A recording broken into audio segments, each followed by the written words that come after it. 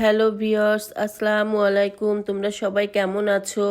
আমি আবার তোমাদের মাঝে আরেকটি ব্লগ নিয়ে চলে আসছি। আমি আজ কি রান্না করেছি সেই ব্লগটা শেয়ার করছি। আজ আমি রান্না করেছি চিকেন বিরিয়ানি আর সাথে একটা টমেটোর ভর্তা করেছি।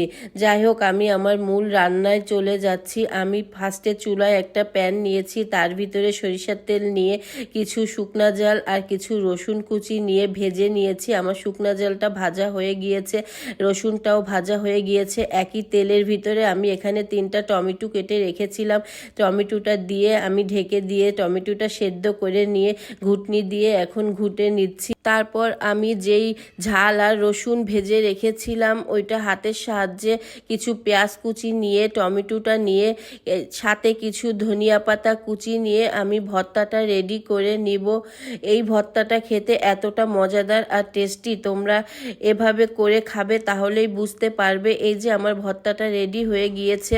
এরপরে আমি চিকেনের কাছে চলে যাচ্ছি। আমি এখানে 2টা মুরগি কেটে আগে থেকে ধুয়ে পানি ঝরিয়ে নিয়েছি। তার ভিতরে আমি কিছু আদা বাটা, কিছু রসুন বাটা, কিছু টক দই আর 1 চামচ লবণ দিয়ে হাতের সাহায্যে সুন্দরভাবে মেখে নিয়ে আমি আধা ঘন্টার জন্য রেখে দিব।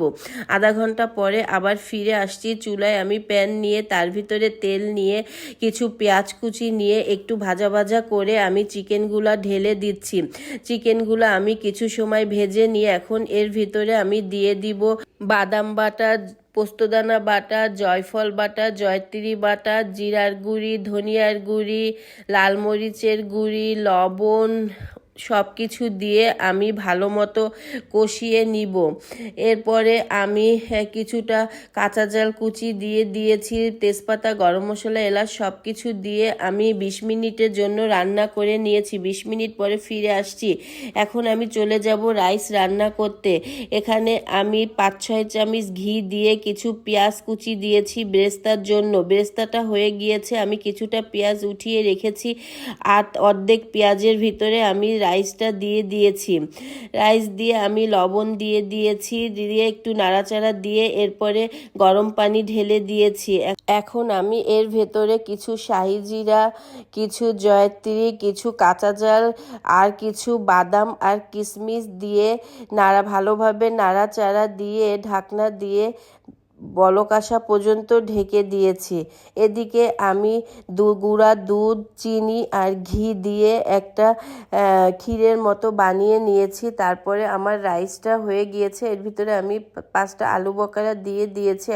তারপর আমি নিচের রাইসটা উপরের দিকে উঠিয়ে আর উপরের রাইসটা নিচের দিকে দিয়ে দিয়েছি। আমার রাইসটা পুরো রান্না কমপ্লিট হয়ে গিয়েছে। তোমরা দেখেই বুঝতে পারছো কতটা ঝরঝরে হয়েছে। এখন আমি মাংসের সাথে মিশিয়ে ফেলবো। এদিক থেকে আমি 3 ভাগের 2 ভাগ রাইস উঠিয়ে রেখেছি আর এখন এর ভেতরে কিছু চিকেন দিয়ে দিচ্ছি। তারপরে দিয়ে দিব কিছু বেরেস্তা আর যেই দুধের মালাইটা করে রেখেছিলাম সেই দুধের মালাইটাও এর উপর থেকে দিয়ে দিব। এরপরে আমি উপর থেকে ভালোভাবে রাইস চারদিকে আবার মিশিয়ে দিয়ে দিব। এভাবে আমি তিনটা লেয়ার করব। এইটা দ্বিতীয় লেয়ার। তৃতীয় লেয়ারটা তোমাদেরকে আর দেখাবো না। এইটা দ্বিতীয় লেয়ারটাও আমার কমপ্লিট হয়ে গিয়েছে। এখন আমি এর ভিতরে কিছু বিরিয়ানি সেন্ট দিয়ে দিয়েছি আর উপর থেকে কিছু ঘি দিয়ে দিয়েছি। দিয়ে 10 মিনিটের জন্য আমি ঢেকে রেখেছি। 10 মিনিট পরে ফিরে আসছি।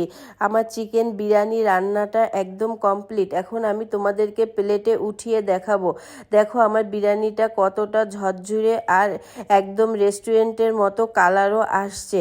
যাই হোক, আমার রান্নাটা আজকে এই পর্যন্তই ছিল। তোমরা সবাই ভালো থাকবে আর আমার জন্য দোয়া করবে। আমার ভিডিওটা যদি ভালো লেগে থাকে বেশি বেশি করে শেয়ার দিবে। ভালো থাকবে। আল্লাহ হাফেজ। আসসালামু আলাইকুম।